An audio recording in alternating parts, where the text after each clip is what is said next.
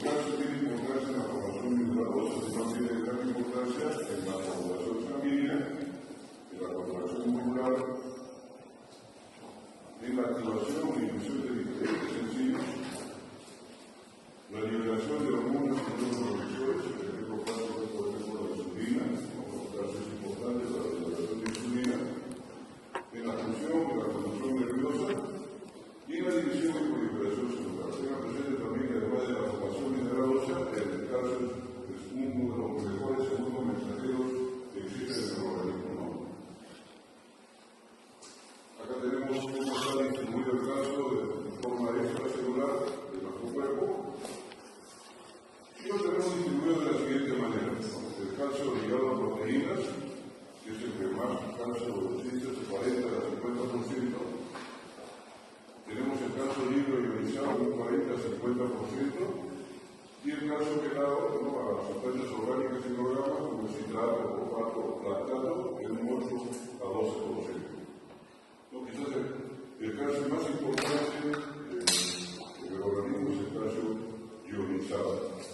El calcio ligado a la proteína es un 80% está ligado a la albúmina y otro 20% a otro tipo de globulina, ¿no? Entonces, esa es la distribución que tenemos del calcio extracelular. Esta fracción ionizada, que es la más importante, puede tener ciertas variaciones independientemente del calcio total. Los valores normales son de 8.5 a 10.5 miligramos por decilitro. Son muchos los factores que influyen en la medición del calcio iónico, sobre todo, ¿no?, los valores proteicos de las proteínas en sangre hacen que haya variaciones en el calcio iónico. Por eso siempre que nosotros queramos dosar un calcio libre, sobre todo en pacientes que tienen hipocalcemia, es bueno utilizar esta forma, ¿no? El calcio corregido. Calcio corregido es igual al calcio obtenido más 4.0 menos la albúmina que tenemos, el valor de la albúmina, por 8 por 0.8. Entonces, así de esta fórmula de calcio corregido, nosotros podemos tener un valor de calcio ionizado sin alteración del calcio total. Un algoritmo que utilizamos mucho nosotros es este que ven ustedes acá. Y léanlo bien, porque dice un calcio sérico total que disminuye 0.8 miligramos por decilitro por cada 1 gramo por decilitro. La disminución de la concentración de albúmina va a haber ninguna variación con el calcio ionizado, ¿no?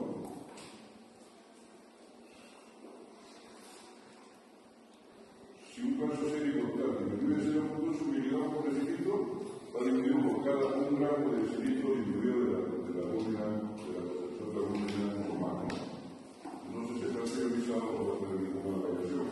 Y eso va a ser ustedes, ya les definen si el paciente está en hipocalcemia o en hipercalcemia, sin valores falsos en la analítica, ¿no?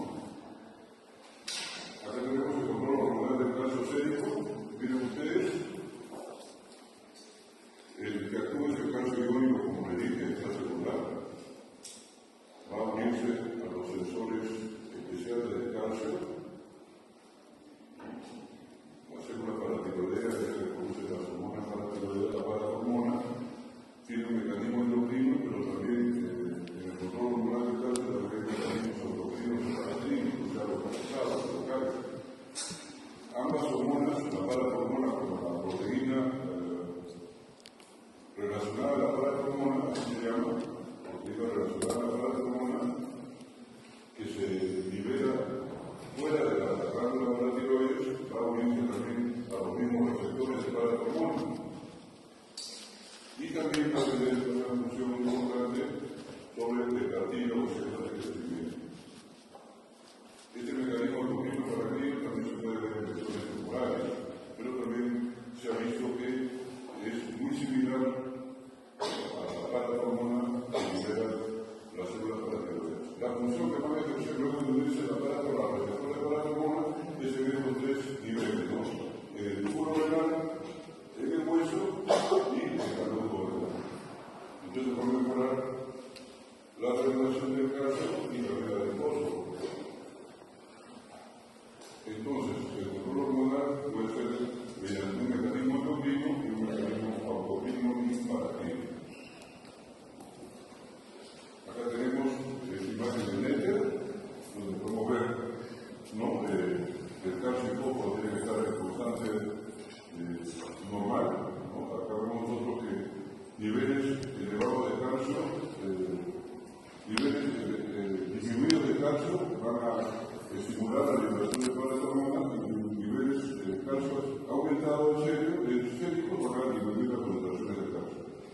de paracetamol, de hormona para tiroidea. Entonces es un mecanismo también parecido a los mecanismos que se ha citado en relación a la hipófisis, un mecanismo de pseudo-regulación, ¿no? O de retroalimentación. Y lo que va a hacer es que la paracetamol, una vez liberada, cuando el calcio está alto o el calcio está bajo, va a ejercer su liberación, ya sea poco o mucho, y va a actuar a nivel indirectamente a nivel del tubo intestinal renal, ¿no? Mediante la vitamina D, favoreciendo la absorción de vitamina D y también la absorción de calcio y la absorción de fósforo. La vitamina D, con ayuda de fósforo, va a hacer una absorción adecuada de calcio y de fósforo. A nivel del túbulo contorneado, la hormona paratiroidea va a mejorar la absorción de fósforo, la va a disminuir la absorción de fósforo y va a aumentar la absorción de calcio. Y a nivel del hueso, que es lo más importante, va a mejorar la actividad osteoblástica y osteoclástica en el hueso. Va a actuar sobre los osteoclastos osteoblásticos, mejorando la mineralización ósea. Entonces, son las funciones que tiene en cuenta la hormona y que, por ejemplo, la alteración del salto de hipercalcemia va a dar las manifestaciones clínicas que podemos saber. A nivel del duodeno, tuvo problema proximal y a nivel del hueso para mejorar, ¿no? La arquitectura ósea. Acá tenemos un resumen de la regulación del calcio.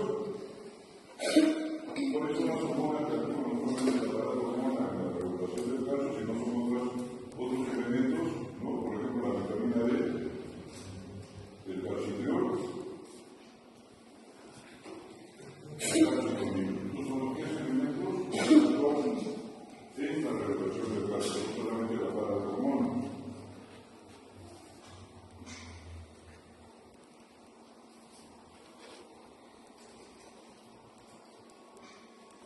Vamos a ver la hormona, a ver la función que tiene.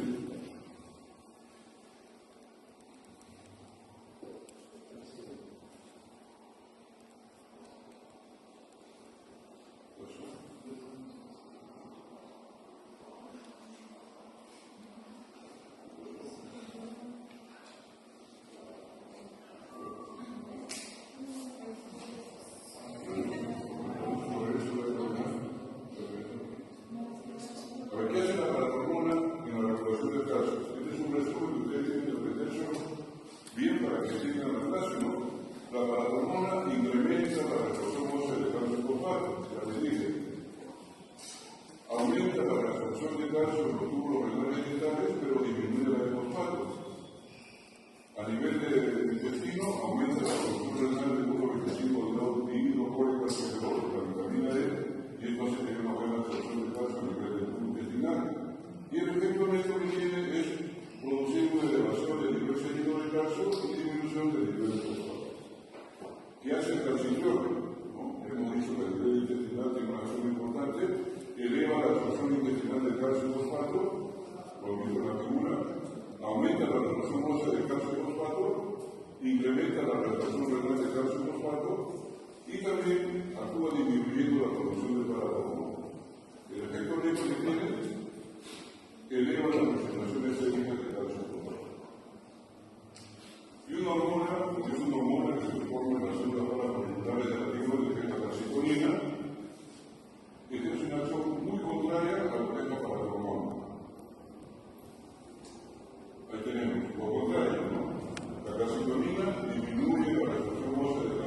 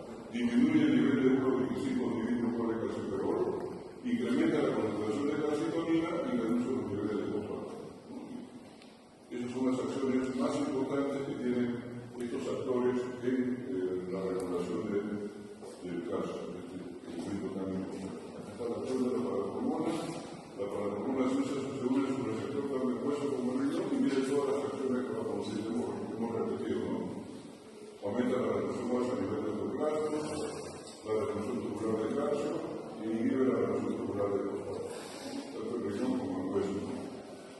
El remodelado óseo es importante en los huesos por acción del aparato hormonal. A nivel también del hueso, va a remodelar el núcleo de remodelación ósea mediante un transporte de calcio y fosfato continuo y el tercio de otras acciones importantes. Acá tenemos esta imagen para que ustedes lo recuerden. La acción del aparato hormonal en el hueso actúa tanto a nivel osteoblástico como a nivel osteoclásico. Va a activar la remodelación ósea, esa es la función más importante que tiene el aparato hormonal, tanto en la reconstrucción ósea como en la formación ósea. No hay un equilibrio entre estos osteoblastos y osteoclastos y va a producir un equilibrio dinámico para mantener el hueso de una manera, como le digo, una arquitectura de lo normal. ¿No?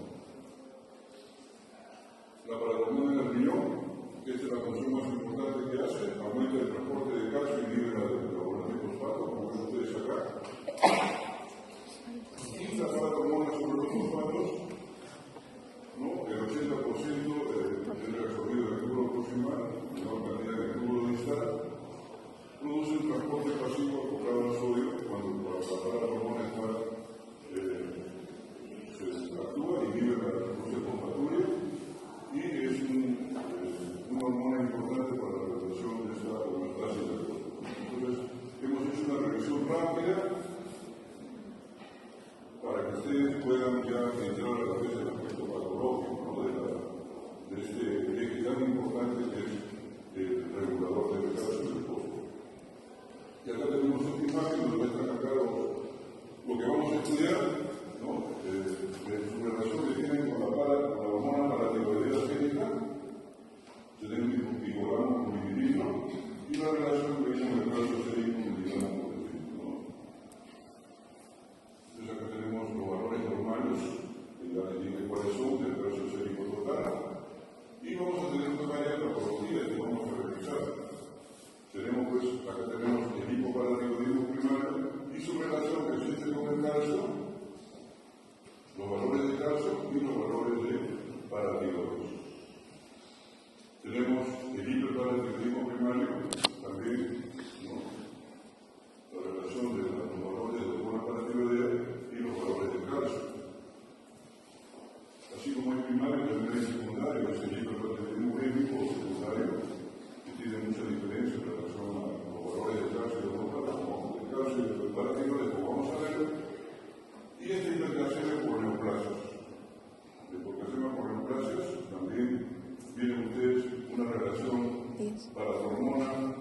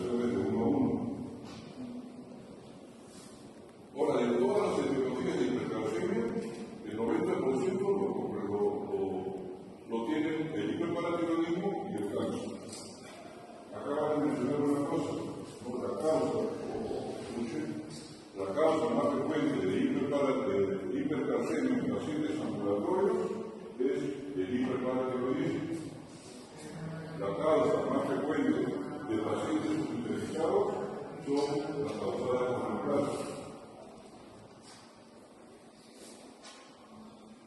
1% de pacientes con reemplazo desarrollarán hipercalcemia.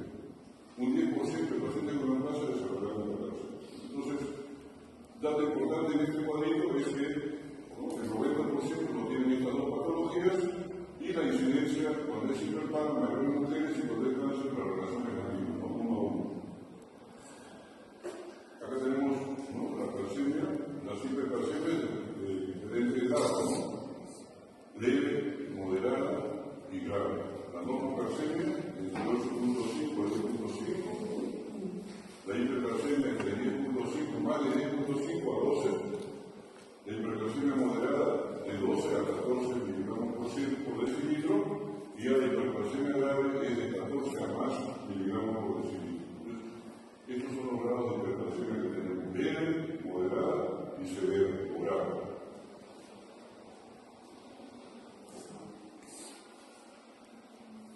Por este cuadro clínico, la mayoría de cuadros de hipercalcemia son asintomáticos, más del 50-60% son asintomáticos.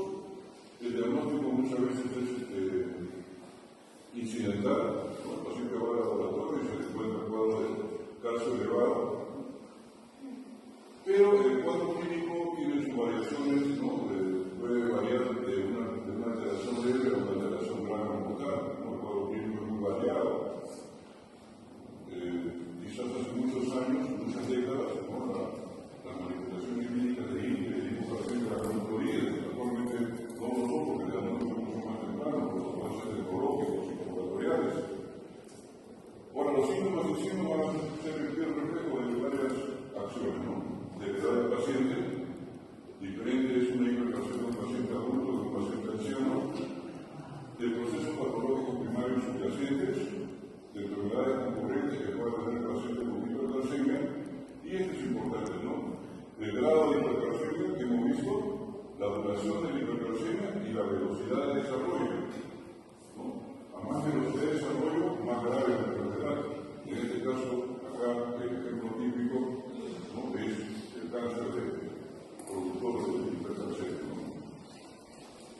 ¿Y qué órganos se alteran? La mayoría de órganos. Los más importantes son el sistema renal, digestivo, cardiovascular, neuromuscular, el sistema nervioso central, que lo vamos a revisar cuando hablemos de hiperparatiroidismo, porque las manifestaciones son las mismas. ¿Cuáles son las causas de hipercalcemia? Acá tenemos para hacer una manera fácil, se le ha dividido en 4 o 5 grupos. Tenemos el más importante, es el aumento de la liberación de calcio desde el hueso. Tenemos el reajuste del receptor sensor de calcio para el tiroideo. Tenemos aquellos que producen aumento de la absorción intestinal de calcio y los que producen un descenso en la excreción renal de calcio. Aunque también no deben faltar y no deben pasárselo por las narices la célula de hipercalcemia, y también otras que no están en ningún recuadro como causas de cargas de patogenia incierta. Entonces es importante que ustedes conozcan el diagnóstico diferencial del hiperparatiroidismo. Vamos a regresar. Acá está. Veamos primero los que están relacionados con el aumento en la liberación de calcio desde el hueso. El más común, el más frecuente de todo este grupo, es el que está subrayado acá, es hiperparatiroidismo primario, que tiene su etiología también, que lo vamos a ver cuando hablemos de hiperparatiroidismo. El tratamiento con paracetamol exógeno. Las neoplasias malignas, ya les dije, tanto neoplasias malignas como hiperparatiroidismo son las causas etiológicas más frecuentes. El resto que voy a mencionar son infrecuentes. Y las neoplasias malignas se subdividen en dos grupos, aquellas que producen hipercalcemia moral por neoplasia maligna, en este caso, por ejemplo, los mielomas múltiples, que producen la proteína relacionada a la hormona que va a producir hipercalcemia, y la hipercalcemia febril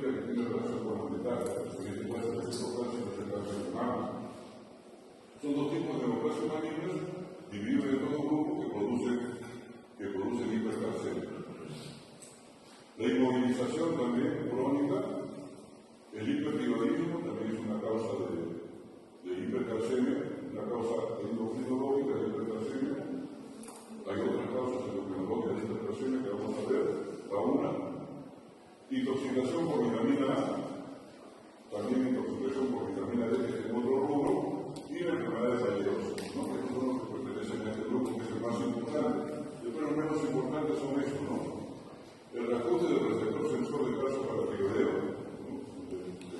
El receptor de calcio ahí donde está el problema, se llaman la hipercalcemia familiar, la más común, y que guarda mucha similitud para hacer el diagnóstico diferencial muy difícil con el hiperparatiroidismo primario. Esto puede ser importante a la razón del tratamiento, porque uno puede operar a un paciente pensando que tiene hiperparatiroidismo primario y el problema es esto, ¿no? Y el líquido, consumo de líquido. El otro grupo está el que tiene que ver con el aumento de la absorción intestinal de calcio. La más importante es la intoxicación por vitamina D. Algunas neoplasias malignas también, pero esta es la más importante de este grupo. El descenso de la excesión renal de calcio. Acá tenemos insuficiencia renal aguda, el síndrome de leche alcalino, que son muy frecuentes, como digo, pero miren ustedes la cantidad de etiologías que tiene la hipercalcemia. Es una mnemotécnica, vitamina A, para que ustedes aprendan, que recuerden cuáles son las causas de hipercalcemia.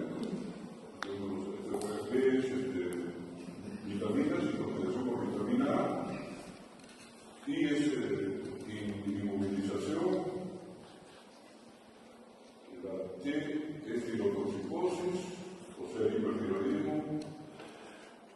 Esta no recuerdo, la M es síndrome de leche alcalino, leche en 1000, y son infecciones, por ejemplo, la TBC, L son las neoplasias, S es sarcoidosis, ¿no? La T es también es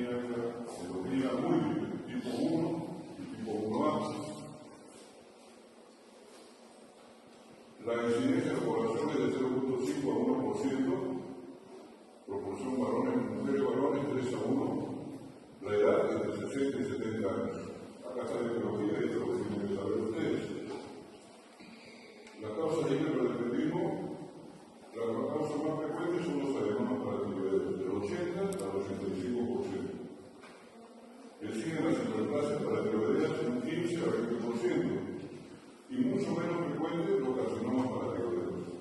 Y acá se puede agregar uno más, que son los quistes para tiroideos, que no tienen mucha importancia, que no están en este grupo. Estos son los más importantes. Adenoma, hiperplasias, carcinomas, como el porcentaje que he mencionado. Manifestaciones clínicas, múltiples manifestaciones clínicas, como les dije, ya estas manifestaciones que voy a mencionar ya no se ven con mucha frecuencia porque son hiperparatinismos de diagnóstico tardío o mal tratados. Ahora, actualmente, la mayoría son asintomáticos o los síntomas y signos no son muy llamativos. Entonces, en el sistema nervioso central vamos a tener astenia, lasitud, depresión, pérdida de memoria, cuadros que pueden simular una demencia o incluso llegar al coma. Entonces sería una hiperglucemia aguda. En el aspecto ocular, ¿no? Lo característico es lo que sacamos, la queratopatía, el magma, lo que es el acúmulo de calcio a nivel de la córnea, y la catarata. A nivel digestivo, ¿no? Hay úlcera péptica, enfermedad por reflujo gastroesofágico, puede haber colelitiasis o pancreatitis, el paciente sufre de estreñimiento crónico. Si nosotros evaluamos la glándula tiroides físicamente, rara vez es capaz, ¿no? Aún siendo una adenoma o una hiperplasia, difícilmente se para. A nivel genético hay múltiples manifestaciones, quizás las más importantes son los quistes óseos y los tumores claros. Eso se ve en las imágenes radiológicas. Puede también presentarse osteoporosis o osteopenia, ¿no? Con una tendencia frecuente de fracturas. Pero lo más común en las radiologías son los tumores pardos y los quistes óseos. A nivel neuromuscular y articular, ¿no? Puede haber cuadros de neuropatía, ¿no? De artritis erosiva, cardiovascular. Esto es importante, el acortamiento del intervalo QT y el efecto cardiovascular. 50% de estos pacientes hacen hipertensión arterial e hipertrofia del ventrículo izquierdo. Hay aterosclerosis, rigidez arterial, arritmias cardíacas con mucha frecuencia, pero ustedes en el examen electrocardiográfico es lo que van a encontrar, ¿no? Acortamiento del intervalo QT. A nivel renal también es importante porque se van a presentar cálculos, ¿no? Neurolitiasis, con mucha frecuencia cálculos renales y también puede haber poliureopoiesis.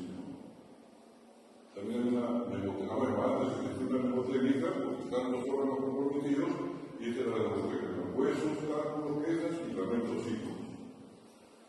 Como ese uno se acordaba todas las manifestaciones floridas que tenían estos pacientes. Actualmente, muy pocas manifestaciones presentan estos pacientes. Acá tenemos una imagen de queratopatía inversa, acá tenemos los depósitos de calcio a nivel renal, acá a nivel periférico puede ser un poquito más distales.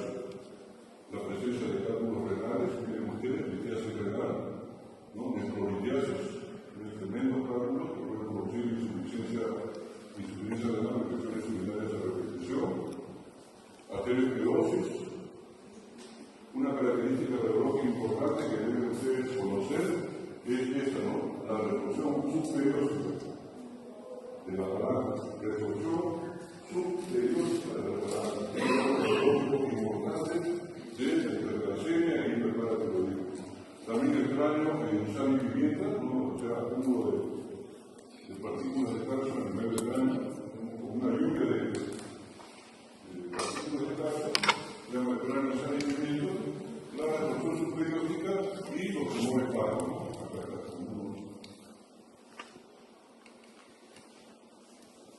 Otra cosa que les dije también, la asociación con otras poblaciones, el nivel 1 y el nivel 2A. Ahí está presente la hiperplasia para tiroides asociada a otros tumores hipoficiales o pancreáticos.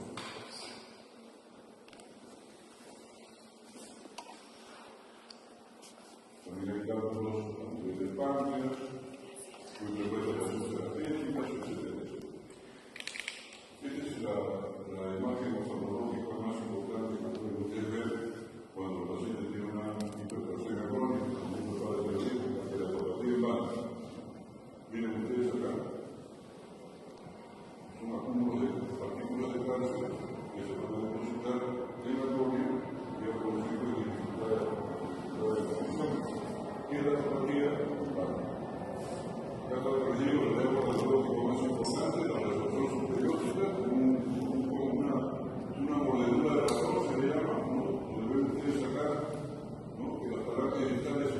prácticamente erosionada, ¿no?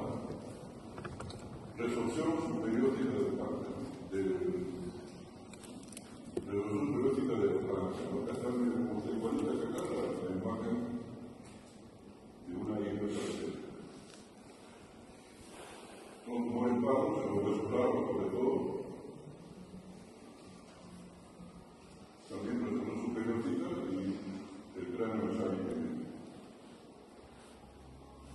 En relación a la solución con otras neoplasias, tenemos pues quienes participan acá son la hiperplasia paratiroidea, participa en el MEN 1 y en el MEN 2A, más no en el MEN 2. Pregunta examen. El MEN 1 o síndrome de Weber, el MEN 2A o síndrome de Zipper.